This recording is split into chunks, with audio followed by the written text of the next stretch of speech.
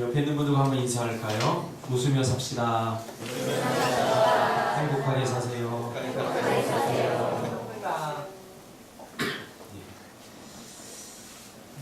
인상 쓰고 사는 자기소개입니다.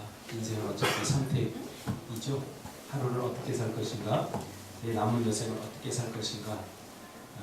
성경에 보니까 말하는 대로 된다고 했어요. 말은 생각에서부터 시작되기 때문에 항상 우리의 좋은 생각 가지면 항상 우리의 삶이 밝을 줄 믿습니다. 요즘 제가 카톡을 보면서 참 마음이 흐뭇한 게 있는데, 우리 정원혜 집사님 이렇게 카톡에 남겨준 그 앞에 문장 있죠. 그걸 보면 굉장히 밝고 좋아요. 사랑, 행복 이런 걸 써놔요. 제가 보더라도 굉장히 좋아요. 예전에는 그렇지 않고 우울 이런 거 있었는데, 인생이 무엇인가 이런 거 있었는데, 요즘은 마음이 참 밝아진 것 같아서 좋습니다. 하나님의 말씀이 내 안에 들어오면 빛이 되어서 여러분의 마음이 밝아질 줄 믿습니다. 그래서 자꾸 비치게 해야 돼요. 하나님의 말씀. 오늘 이 말씀 중심에서 급할수록 기도하고 치밀하게 준비하라. 급할수록 기도하고 치밀하게 준비하라 라는 제목으로 하나님 말씀 증거하겠습니다. 예수 믿는 하나님의 백성들이 은혜를 강조하다 보니까 그 은혜를 핑계로 요행을 바라는 경우가 있음을 종종 발견하게 됩니다. 그러니까 예수 믿는 사람들이 은혜라는 말을 참 많이 쓰죠. 제가 저번 주에도 설교했듯이 저는 은혜라는 말을 별로 좋아하지 않는다. 자기가 최선을 다하지 않고도 하나님 은혜를 주세요 이렇게. 물론 은혜라는 말이 그런 말입니다. 이 성경에서 말하는 은혜는 받을 자격이 없는 자에게 거저 주시는 하나님의 거부할 수 없는 사랑이죠. 그러다 보니까 이 은혜가 너무 값싼 은혜가 되어버렸어요. 그러니까 내가 해야 될 것에 대해서 최선을 다하지 않으면서 하나님 은혜를 내려주세요 이러는 걸 보면서 은혜라는 말을 제가 굉장히 좋아하지 않았습니다. 우리 삶 가운데도 하나님의 은혜를 강조하다 보니까 이 은혜를 핑계로 요행을 바라는 경우가 종종 있음을 보게 됩니다. 이것은 책임 회피입니다. 게으름이고 믿음도 또 신앙도 아닙니다. 예를 들면 공부하는 학생이 공부는 안 하고 기도만 한다거나, 그러면서 공부를 열심히 하지 않고 좋은 성적을 바란다거나, 또 공부를 열심히 하지 않으면서 주의 은혜로 합격하게 해주세요. 이런 거 보면은 신앙이 좋은 것 같은데 그 내면을 가만히 살펴보면 이것은 샤머니즘적인 강구지 믿음도 신앙도 아닙니다. 세상 사람들보다 게으르고 마땅히 해야 될 것을 하지 않으면서 성공을 꿈꾼다거나 이런 것들 모두 절대 신앙이 아닙니다. 우리가 최선을 다하지 않는데 하나님의 특별한 능력으로 뭔가를 이루어주기를 바라는 것은 마치 로또를 사고 아무 일도 하지 않으면서 매일 로또를 살면서 내 성공을 꿈꾸는 것과 마찬가지죠. 하나님의 은혜의 한 방편인 기적이라고 하는 것은 인간의 최선과 하나님의 은혜가 만날 때 일어나는 것입니다. 내가 아무것도 하지 않으면서 하나님 주세요 이렇게 하는 것은, 이것은 기독교에서 말하는 온전한 건강한 신앙이 아니라는 거죠. 저번 주에도 제가 최선이 무엇인가에 대해서 정서적으로 제가 정의를 했죠. 최선은 자기 자신을 감동시키는 거다. 제가 조종래 씨가 쓴 태백산맥 10년 동안 10권을 썼죠. 매일 일어나서 이 책을 썼어요. 제가 그걸 보고 굉장히 감동했어요. 본인이 스스로 자기에게 감동했다는 거죠. 단 하루도 10년 동안 이 글 쓰는 작업을 멈추지 않았다는 거예요. 이것은 굉장히 쉽지 않은 거예요. 뭐 책상머리에 앉아있다고 해서 글이 나오는 건 아니기 때문이죠. 더 나아가서 최선이라고 하는 것은 자기뿐만 아니라 자기를 감동시키는 것은 굉장히 주관적일 수 있잖아요. 그런데 하나님을 감동시키는 것, 이것이 바로 최선이다라고 이야기했습니다. 이렇게 우리의 최선과 하나님의 은혜가 만날 때 일어나는 것이 바로 기적입니다. 우리는 느헤미야를 통해서 하나님이 주신 목표를 어떻게 이루어가는가를 한번 살펴보려고 합니다. 삶에는 목표가 있어야 되죠. 목표 없으면 삶이 나태해집니다. 태만해집니다. 우리의 삶의 목표와 또 하나님이 주신 목표를 우리가 어떻게 이루어가는가에 대한 답을 오늘 느헤미야서가 우리에게 보여주고 있어요. 우리가 세운 수많은 목표들이 왜 이루어지지 않고 있는가? 또 목표를 이루려고 하다 많은 사람들이 왜 좌절하는가? 그런 부분에 대해서 우리가 오늘 한번 살펴보려고 합니다. 우리는 저번 주에 하나님이 허락하신 일이라고 할지라도 하나님께서 기도응답으로 주신 분명하고 확신한 일을 가지고 우리가 일을 진행할 때에도 분명히 거기에는 장애물이 나타난다고 말했습니다. 하나님이 주신 응답을 붙들고 무엇인가를 할 때에도 그러니까 쉽게 형통하고 쉽게 이루어지는 게 아니라 그 가운데에도 장애물이 있고 어려움이 있다고 말을 했습니다. 그래서 우리가 그때 느끼는 게 뭐예요? 좌절이에요. 후회라고 하는 것은 아무것도 하지 않고 내가 그때 그걸 했어야 되는데 이렇게 하는 게 후회라고 한다면, 좌절이라고 하는 것은 무엇인가를 최선을 다하고 열심히 하려고 할 때 잘 안 될 때 느끼는 정서적인 감정입니다. 이게 좌절이죠. 하나님의 뜻이라면 우리가 어떻게 이런 반대에 부딪힐 수가 있지? 그러면서 우리가 응답받은 일에 대해서 최선을 다하다가도 그 일이 막히거나 또 장애물이 있으면 우리가 슬그머니 포기할 궁리를 하게 된다고 말했습니다. 그러면서 안 돼 라고 말을 하죠. 성경에 보니까 하나님의 말씀에 순종하고 움직였던 아브라함도 약속의 땅을 향해 가서도 그 약속의 땅에도 기근이 오는 것을 보게 됩니다. 이스라엘 백성들이 홍해 앞에서 왜 좌절했습니까? 하나님께서 말씀하신 그 명령을 따라 가다가 장애물을 만난 거예요. 홍해가 막히는. 하나님께서 가라! 가나안 땅으로 가라! 그럼 곧바로 가나안 땅으로 직행했나요? 스트레이트로? 그렇지 않아요. 가다 얼마 못 가서 홍해를 만났어요. 그때 가장 제가 생각하기에 가장 이스라엘 백성이 힘들었던 게 뭔가 홍해가 아니었어요. 뭐였냐면 하나님이 가라고 응답으로 주셨는데 우리는 순종한 것밖에 없는데 홍해가 가로막혀 있었다.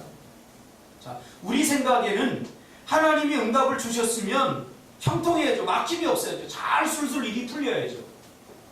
그런데 앞에 딱 막히고 있어요. 이때 우리가 포기하고 싶은 마음이 들게 되는 거죠. 약속의 땅에도 기근은 오고 응답을 받고도 마치 현실은 조금도 변하지 않는 것 같은 오히려 더 힘든 일을 경험하게 될 때 이게 정말 하나님이 주신 응답인가 의심이 되기 시작하면서 여러 가지 좌절할 수 있는 상황이 우리에게 주어집니다. 그래서 기도를 쉬어서는 안 됩니다. 다 우리가 보통 보면 기도 어떤 목표를 놓고 기도하고 그게 이루어지면 그 다음부터 기도 안 해요. 자, 이런 기도는 하나님이 기뻐하는 기도가 아닙니다. 세상 사람들 다 그렇게 해요. 사울 촉발이나 또 절에 한번 가보세요. 제가 얼마 전에 이제 보문사에 갔다 왔는데 목사도 절에 갑니다. 구경하러 가는 거죠. 거기 이렇게 올라가는데 이 등을 잔뜩 달아놓고 거기다가 이름을 써놔. 야, 어떻게 여기 꼭대기까지 올라가서 그거 했나? 정성에 비하면 우리 못지 않습니다. 우리보다 더 합니다. 그렇다고 이루어지는 것이 아니라는 거예요. 기도는 절대로 쉬어서는 안 됩니다. 성경에도 다 같이 시작. 다 같이 시작. 쉬지 말고 기도하라. 쉬지 말고 기도하라. 내가 기도를 쉬는 순간은 내가 쓰러지고 넘어지는 시간이고 그리고 사단이 밀가부르타는 시간입니다. 기도하지 않는 시간. 기도하지 않을 때 저는 자주 경험합니다. 사단이 저를 갖고 놀아요. 감정과 기분 올라갔다 내려갔다 하고 기분이 좋았다 나빴다 하고 감정에 휘둘리게 되고 환경에 휘둘리게 돼요. 이걸 기도를 쉴 때 하나님께서 내 중심을 딱 잡아주지 않으면 조그만 말 한마디에 흔들리게 되고 조그만 어려운 환경에 낙심하고 좌절하게 되는 거죠. 오늘 본문에도 느헤미야가 아닥사스다 왕에게 허락을 받으면서 분명히 성벽을 재건하기에 턱없이 부족한 그런 정해진 시간을 가지고 이제 예루살렘으로 오게 된 거죠. 이 성벽은 다 싸울 때까지 살아 그렇게 한 게 아니에요. 아닥사스다 왕이 뭐라고 그랬어요? 얼마면 되겠느냐. 그러니까 느헤미야가 어떻게 했어요? 이만한 시간을 나에게 주십시오. 근데 그 시간이 결코 긴 시간이 아닌 거죠. 성벽 재건이 52일 만에 됐기 때문에 결코 많은 시간이 주어진 것이 아니죠. 이 성벽은 이렇게 정해져 있는 시간에 쌓아야 됐기 때문에 마음이 굉장히 조급했습니다. 제가 요즘 연암 박지원의 열하일기에 빠져 있습니다. 열하일기를 읽으면서 얼마나 재미있는지 몰라요. 이제 청나라의 생일을 맞아서, 왕의 생일을 맞아서 이제 연암이 청나라를 구경할 기회를 얻게 됩니다. 그래서 이제 압록강을 건너서 이렇게 가는데 비가 막 장마가 와가지고 거기서 열흘 동안 이렇게 기다려. 그러니까 모든 사람들이 막 조급해요. 근데 생일이 늦으면 큰일이죠. 청나라는 우리가 생각하는 것처럼 떼놈의 나라가 아니에요. 그때 당시에도 전 세계를 아우르던 그러한 나라거든요. 얼마나 조급하겠습니까? 야, 빨리 가서 예루살렘 성벽을 재건해야 되겠다. 이럴 때 우리가 마음이 조급해지면서 서두르게 되죠. 근데 어찌된 일인지 오늘 본문에 보니까 그렇게 많은 시간이 주어지지 않았는데도 불구하고 예루살렘에 도착해서는 아무것도 하지 않아요. 총각을 다투는 그 순간에 3일 동안 52일 중에 3일이라고 하는 엄청난 시간이거든요. 그 3일 동안에 어떤 생산적인 활동도 하지 않고 움직이지도 않고 가만히 있어요. 그래서 오늘 본문이 뭐라고 그럽니까? 3일 만에 이렇게 내가 예루살렘에 이르러 머무른 지 사흘 만에 그때 이제 움직이기 시작했다는 것이죠. 도대체 3일 동안 뭘 했을까? 그렇게 총각을 다투고 그렇게 조급한 마음에 뭔가를 빨리 시작해야 되는데 그걸 다 알고 있으면서 3일 동안에 무엇을 했을까? 성경은 말하지 않고 있지만 이건 너무나 당연하기 때문에 말하지 않는 거예요. 바로 기도했죠. 기도. 왜냐하면 그 다음에 느헤미야가 어떻게 움직이는가를 보면 우리가 추측할 수 있습니다. 뻔한 일이죠. 기도한 거죠. 느헤미야의 삶을 가만히 살펴보면 모든 삶이 먼저 움직이기 전에 기도하고 움직였어요.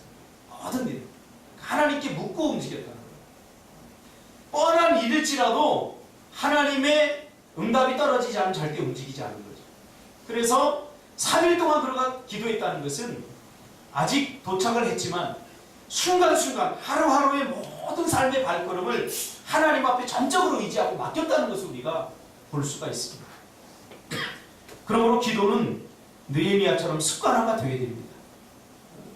예수님도 습관을 따라 기도했다고 했어요.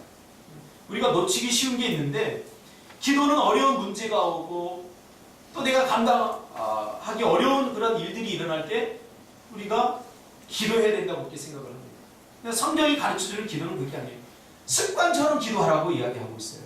이것을 우리 믿음의 선지들은 기도는 영적인 호흡이다 이렇게 표현했어요. 영적인 호흡이다 라고 말할 때 이것은 너무 중요한 것이다 라고 생각할 수도 있지만 또 다른 한편으로는 너무나 자연스러운 것이다. 우리가 숨 쉴 때 의식하고 쉬나요?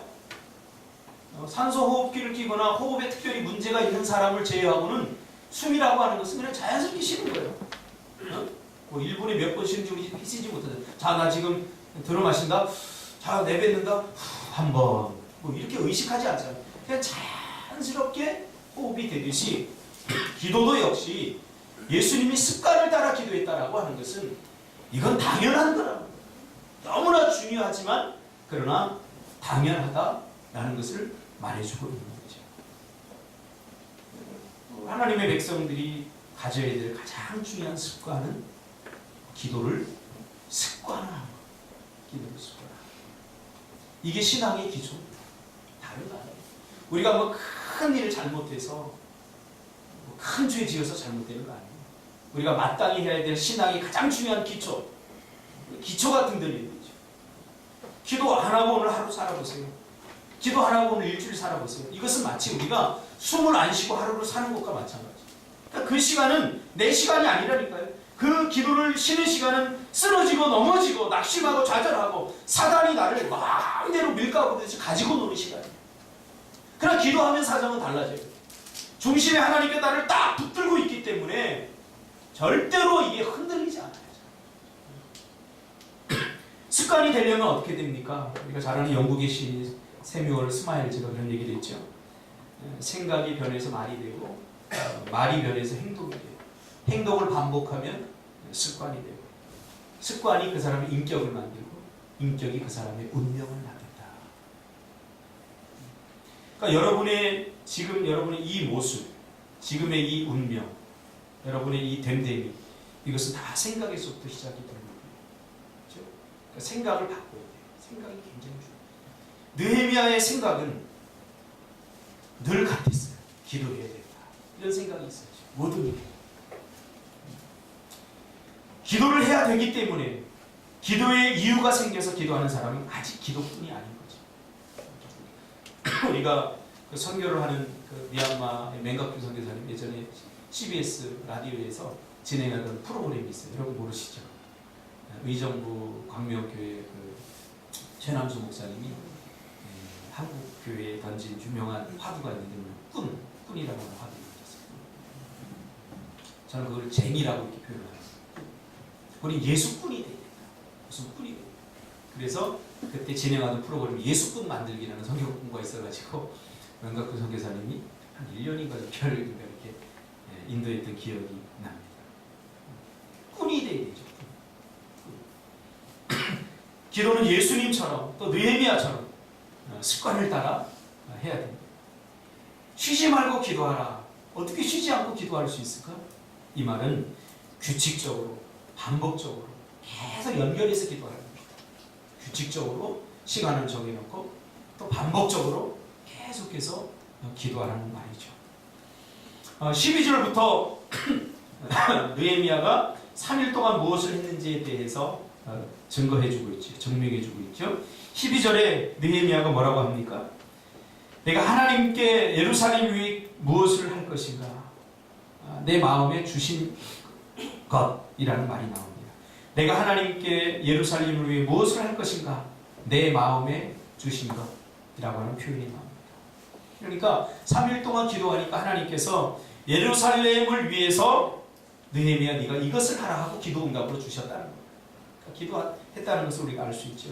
이 문장을 통해서 우리는 느헤미야가 예루살렘으로 왔을 때 조급하게 움직이지 않고 기도하고 하나님께서 주신 응답이 있음을 우리가 깨달을 수 있습니다. 내 마음에 주신 것이라는 표현이 나오죠. 그러니까 선 기도 후 행동이 되어야 됩니다. 환경을 보면, 사람들을 보면 자꾸 먼저 행동하려고 해요. 행동하고 선택하려고 해요. 뭔가를 선택하고 자꾸 결정을 하려고 해요. 결정해놓고 마음이 불안하니까 하나님께 기도하는 거죠. 나 이렇게 결정했는데 하나님 도와주세요. 이거 잘못된 거예요. 어떤 것을 결정하기 전에 먼저 하나님 앞에 기도해야 된다는 거예요. 기도하면 하나님께서 반드시 응답을 주시고 그 응답에 따라서 움직이는 거죠. 느헤미야의 삶을 추적해보면 다 그래요.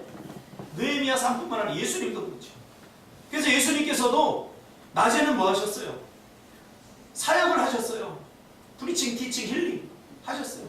그 사역을 하느라고 너무 힘들고 바빠요. 정신이 없어요. 그래서 예수님도 피곤을 느끼셨어요. 왜? 완전한 인간이기 때문에. 그럼에도 불구하고 포기할 수 없었던 일이 있는데 그게 뭐냐면 바로 하나님으로부터 공급받는 것. 기도였어요. 그래서 예수님께서 새벽에 기도하고 밤 늦도록 기도한 거지 뭐 새벽 시간에 기도하면 더 특별한 뭔가가 있고 밤을 새워서 기도하면 뭐 하나님이 더 잘해주실 거 그래서 기도한 게 아니에요. 자기의 안식을 깨고 자기가 쉬어야 될 쉼을 깨고 깰 정도로 이 기도라고 하는 것이 너무 중요하다는 거죠. 하나님의 공급을 받지 않으면 예수님조차도 그의 사역을 감당하고 하는 것이 불가능하다는 것을 예수님이 알았기에 우리에게 기도를 이렇게 가르쳐준 겁니다. 시간이 남을 때 기도하는 게 아니에요. 먼저 기도하는 것이 중요합니다. 이것을 우리는 느헤미야를 통해서 예수님을 통해서 성경을 통해서 우리가 알게 되는 거죠. 그러므로 기도하고 하나님의 응답이 있기 전에 절대로 움직여서는 안 돼요. 저기도 써져 있잖아요. We are nothing without prayer. 기도 없이 우리는 아무것도. 기도 없이 우리는 아무것도. 기도로 얻은 것만 우리 것이 되는 겁니다. 요나를 통해서도 우리가 알 수 있잖아요. 기도 안 해도 잘 될 수 있어요. 내가 기도 안 해도 내가 원하는 것 같은 일들이 일어날 수 있어요. 그것이 결국은 나에게 큰 축복이 되지 못한다는 것을 성경을 통해서 깨닫게 되죠. 무슨 일을 하든 어떤 일을 하든 사람을 설득하고 사람에게 호소하는 것, 또 환경을 바꾸고 인프라를 만드는 것보다 더 중요한 것은 먼저 하나님을 움직일 수 있는 시간을 갖는 것이 중요합니다. 사람을 움직이기 전에 하나님을 움직이는 시간, 사람에게 인정받기 전에 하나님께 인정받는 시간, 하나님께 공급받는 시간, 그것이 너무너무 중요하죠. 그래서 느헤미야도 아닥사스다 왕이 허락을 했지만 하나님께서 아닥사스다 왕의 마음을 움직여서 허락해 준 것을 알았죠. 이게 너무너무 중요해요. 이 비결을 여러분 좀 깨달아야 돼요. 그래야 아닥사스다 왕에게 집착하지 않아요. 아닥사스다 왕. 하나님은 여러분의 그 기도 응답을 사람을 통해서 하셔요. 그 사람에게 집착해버리면 안 돼요. 하나님께서 또 돕는 사람을 주셨고 하나님께서 역사하셔서 움직이셔서 다 그렇게 하신 거죠. 그러므로 하나님의 백성에게 기도는 노동이 아닙니다. 기도 그러면 우리가 노동 이런 공식이 성립됩니다. 말씀도 마찬가지죠. 제 성경 앞에 그렇게 써놨어요. 말씀으로 노동하지 말자. 왜냐하면 목사는 설교를 해야 되는 사람이기 때문에 성경을 읽으면 성경을 통해서 힘을 얻거나 이 성경을 통해서 정말 꿀송이보다 더 단 하나님의 말씀으로 은혜를 받기보다는 설교거리를 찾을 때가 많아요. 그러다 보면 이게 말씀이 나에게 은혜와 힘이 되지 않고 말씀으로 내가 노동하는 것을 보게 됩니다. 글 쓰는 사람들도 마찬가지예요. 제가 김훈 스타일의 글 쓰는 걸 좋아하는데 나중에 내가 글을 쓰면 김훈 같은 그런 약간 그런 스타일의 글을 써야 되겠다 그런 생각을 합니다. 글은 그냥 자기가 막 억지로 이렇게 해서 나오는 게 아니죠. 그러다 보면 이렇게 노동을 하게 되죠. 기도도 해야 되기 때문에 어쩔 수 없이 한다고 생각하면 이 기도가 재충전과 쉼의 시간이 아니라 이게 얼마나 힘든 노동이 되는지 몰라요. 그러니까 기도 시간이 자주. 기도는 하나님으로부터 공급받는 시간입니다. 우리 구원론 할 때 제가 몇 차례나 얘기했어요. 죄로 말미암아 하나님의 공급이 끊어져 버리잖아요. 그래서 지혜가 부족하고 능력이 부족하고 물질이 부족하고 모든 것이 다 부족하게 됐어요. 그래서 예수님으로 말미암아 우리가 구원받아서 이제는 기도를 통해서 그것을 공급받는 시간입니다. 그리고 힘을 얻는 시간입니다. 그러니까 기도를 두 단어로 요약하면 공급과 힘입니다.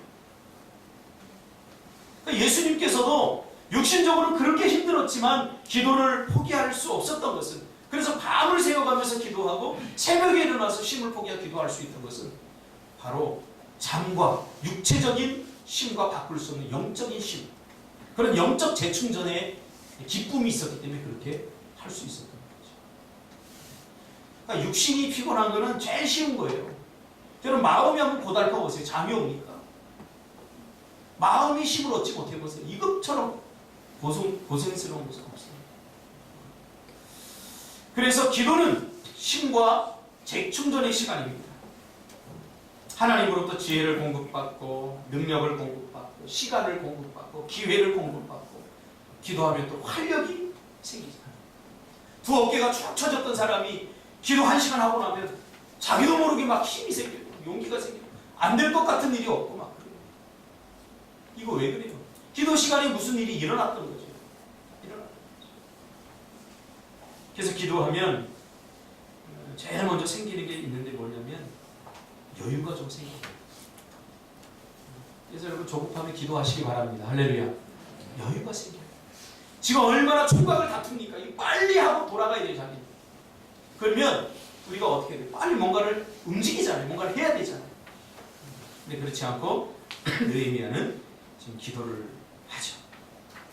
그러면 느헤미야에게 기도를 통해 3일 동안 기도해서 하나님 주신 응답이 무엇인가? 그의 행동을 보면 하나님께서 주신 응답이 어떤 것인지 알게 되죠. 그러니까 하나님께서는요, 우리를 인도하실 때 한 번에 1km씩 인도하지 않고 한 걸음에 한 발자국씩 인도하는 걸 보게 돼요. 오늘 본문에 보니까 너는 아무에게도 말하지 말고 이렇게 시작이 됩니다. 아무에게도 말하지 말고 이것은 사람의 사견을 듣지 말고 침묵하라는 거예요. 하나님의 응답과 그것을 응답대로 순종하는 그 짧은 시간에도 사람들의 말을 들으면 중심을 빼앗길 수 있어요. 그래서 하나님께서 여리고성을 돌라 할 때에도 어떻게 했어요? 절대 말하지 말고 돌려놨어요. 그랬을 거 아니에요. 전쟁하러 왔는데 하나님이 전략과 전술을 가르쳐주지 않고 야, 한 바퀴 돌래. 도는 거 한 바퀴 도는 거예요. 그러니까 그 따랐던 사람들이 뭐라고 그러겠어요? 아니 이렇게 하면 성이 무너진대? 이렇게 해서 어떻게 무너져? 별 이야기가 다 나올 거네요. 그러다 보면 그 사람 말에 동조하는 사람도 있고 그러다 보면 야 우리 이거 하지 말자. 결국 이렇게 될 수 있어요. 이게 우리 인간이거든요. 하나님께서 여리고성을 돌 때 여호수아에게 절대로 아무 말도 하지 말라. 아무 이야기도 듣지 말라. 그래 침묵하라고 했어요. 다른 사람의 말을 듣다 보면 타이밍을 놓칠 수가 있고 다른 사람의 말을 듣다 보면 하나님께로부터 받은 확신이 흔들릴 수가 있어요. 그렇기 때문에 아무에게도 말하지 말고 혼자 가라. 이렇게 얘기했습니다. 그러니까 임진왜란 때도 제가 보니까 방언회라는 게 있더라고요. 이순신 장군이 몰래 기습을 할 때 쓰던 혹시 누가 이렇게 또 야 너희들 떠들면 안 돼. 몰래 가서 기습을 해야 돼. 근데 꼭 그때 말하는 사람이 있어요. 재치기는 거는. 그러니까 방언회라는 게 있어요. 나무로 깎아서 이렇게 물게 해서 방언회를 물고 결정적인 순간에 공격! 하면 공격을 하는 거죠. 꼭 아주 적절한 타이밍에 사람을 말을 들어서 우리의 선택과 판단이 잘못될 수가 있기 때문에 아무에게도 말하지 말라. 그렇게 하나님 말씀한 거죠. 또 하나는 밤에 일어나라. 밤에. 그리고 몇몇 사람과 함께 나아가되 너만 말을 타고 나머지는 걸어라.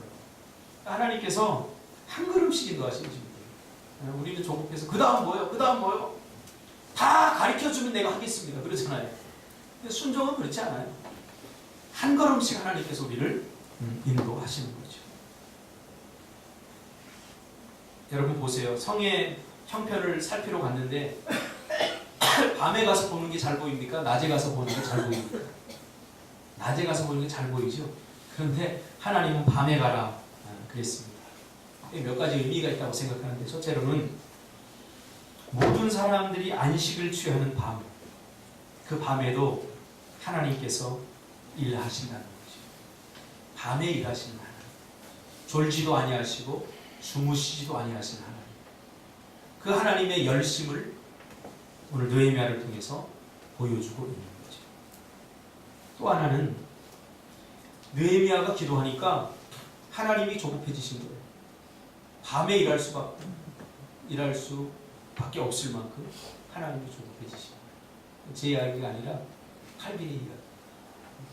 그래서 우리가 기도하면 하나님이 조급해지셔요. 할렐루야. 하나님이 조급해지셔요. 제가 가끔 이런 거를 경험을 해요. 우리 청년들이 지나치게 내가 보기에 나도 감당할 수 없을 것 같은 헌신을 할 때에 제가 조급해서 하나님 이거 꼭 들어주셔야 돼요. 이거 안 들어주시면 좀 무식하게 어떻게 저렇게 무식하게 믿지? 내가 생각해도 그럴 정도로 헌신하고 결단할 때가 있어요. 우리 청년들. 그럴 때는 제가 조급해집니다. 정말 단순한 믿음으로 저렇게 하는데 내 믿음이 그렇게 너무 약아진 거죠. 이런 것도 과연 응답해 주실까? 그만큼 내 믿음이 너무 약아진 거죠. 닳고 닳아져 버린 거죠. 그때는 어떻게 하냐면 하나님 저 영혼 실망시키면 안 됩니다. 하나님 꼭 들어주셔야 하고 내가 조급해져요. 그 친구는 그냥 결단해놓고 하나님이 해주시겠지 그리고 룰루랄라 하는데 나는 기도하는 게 나는 기도. 이런 경우죠. 우리가 기도하면 누가 조급해지신다고요? 하나님께서 조급해지시죠. 하나님의 조급함. 하나님의 안식을 포기하고 지금 밤에 일하실 수밖에 없는 그런 상황이 된 것이죠. 이렇게 또 하나는 마지막으로 살펴볼 것은 하나님의 백성들 부지런해야 된다. 다른 사람이 하는 것만큼 하고서 더 많은 것을 구하는 것은 도둑놈인 거죠. 부지런해야 됩니다. 부지런하시기 바랍니다. 로마서 12장 11절에도 열심을 품고 주를 섬기라고 했죠. 부지런해요. 제가 가만히 보면 부지런은 다른 게 아니에요. 그때에 맞게 행동하면 되는 거예요. 부지런. 제가 이렇게 찬양할 때 가만히 봐요. 찬양할 때 찬양을 하면 되는데 가만히 있어. 무슨 딴 생각이 자주 잡혀갖고 요즘 트렌드가 멍 때리기라네요. 그래서 멍 때리기 대회도 있다고 그러더라고요. 멍 때리기 뭐 아깝지 않아요? 물론 며칠 전에 우리 예원이가 침대에 앉아서 하고 그래서 내가 이렇게 가만히 봤어요. 저 녀석이 뭘 하나. 한 5분이 지나게 하고 있어요. 그래서 어디 아픈가 걱정이 돼요. 야, 예원아 뭐해? 멍 때리고 있어. 그러더라고요. 그래서 왜 멍 때려? 그러니까 나도 몰라. 그냥 멍 때리면 좋아. 왜 멍 때릴까? 우리 이 정신이 너무 많은 것들 생각하지 말아야 될 것을 생각하고 너무 많은 걱정이 있으니까 좀 쉬어야 돼요. 그런 의미에서 멍 때리는 거 저는 찬성합니다만은 마치 습관처럼. 요즘 멍 때리기 대회도 있더라고요.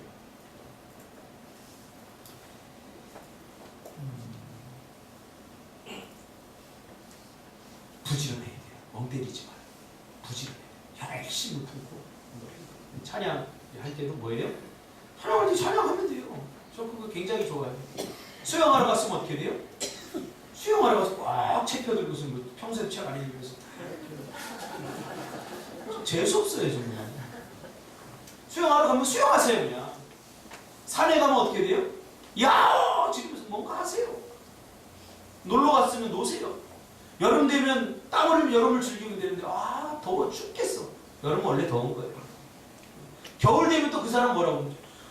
추워 죽겠어. 빨리 봄이 왔으면 좋겠어. 제 인생 못 사는 거죠. 그래서 하나님이 주신 나름대로 환경을 여러분 즐기시기를 바랍니다. 이게 감사죠. 그러니까 열심이라고 하는 것은 그 상황에 적절하게 기도합시다. 그러면 열심히 기도하면 되는 거예요. 찬양합시다. 그러면 막 입이 찢어지도록 하나님 찬양하면 되고 그게 열심인 거죠. 열심을 품고 여러분 주를 섬기시기를 주님의 이름으로 축복합니다. 그리고 가는데 몇몇 사람만 데리고 갔다고 표현하고 있습니다.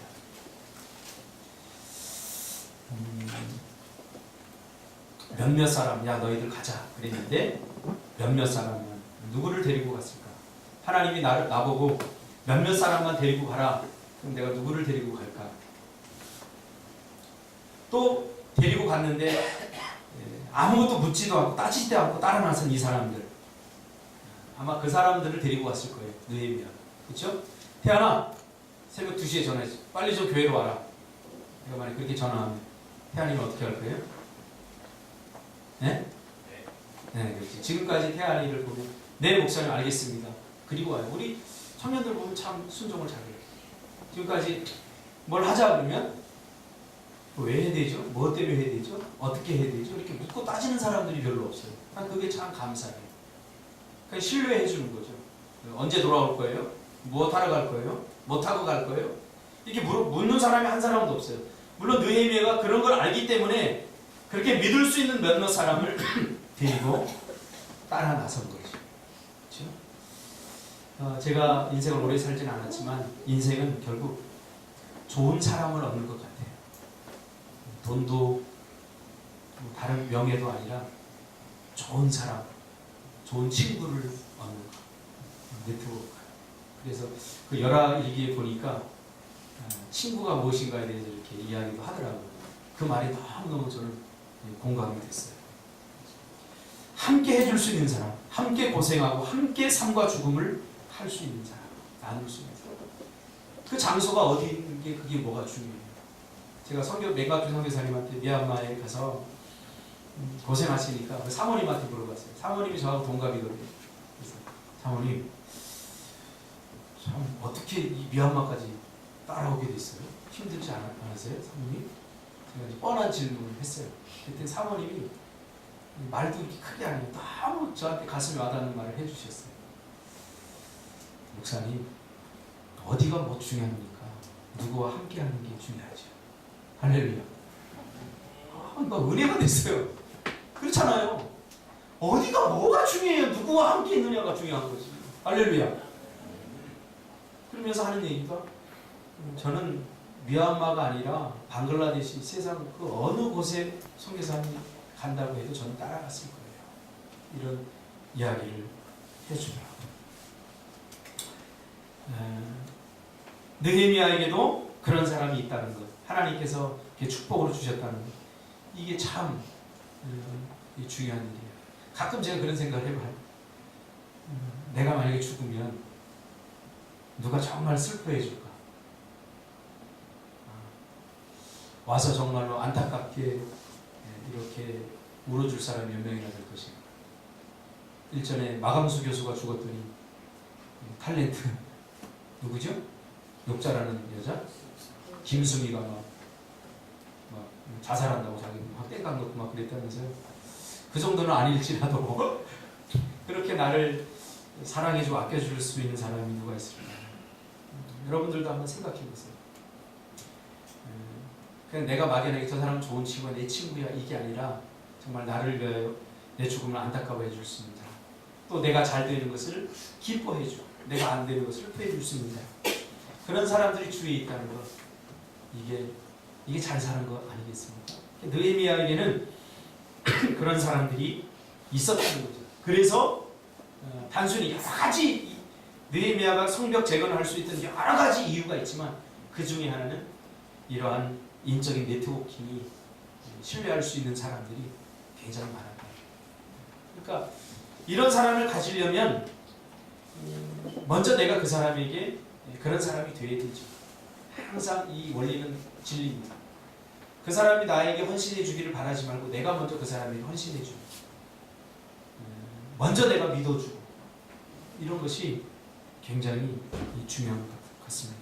그러므로 결국 하나님께서는 사람을 통해서 일하시기에 사람을 소중하게 여기지 않은 사람은 절대로 큰 일을 해낼 수가 없죠. 제가 청년들한테 자주 이야기하는 게 있습니다. 제발 함께 일하라. 네트워킹하라. 혼자 일하는 것이 제일 쉽다. 혼자 일하는 것이 제일 쉬워요. 함께 일하는 게 복잡해져요. 제가 과대표도 해보고 반장도 해보고 그게 굉장한 도움이 돼요. 그러니까 여러분들 나중에 애를 키우는 그런 거 꼭 한 번씩 시켜보세요. 우리 애담이가 반장을 한 번 하더니 그 다음부터 반장을 안 나가려고 해요. 왜 그러냐? 엄마는 자꾸 반장해! 그래서 이제 자꾸 하라고 그러는데 나는 왜 안 하려고 그럴까?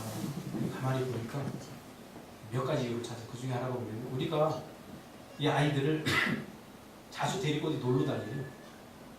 이렇게 자주는 아니지만 근데 반장이 빠지니까 이 선생님이 한마디씩 하는 것 같아요. 반장이 빠지면 돼? 그 애들도 반장이 안 하면 돼? 이렇게 하니까 책임감을 느끼는 거예요.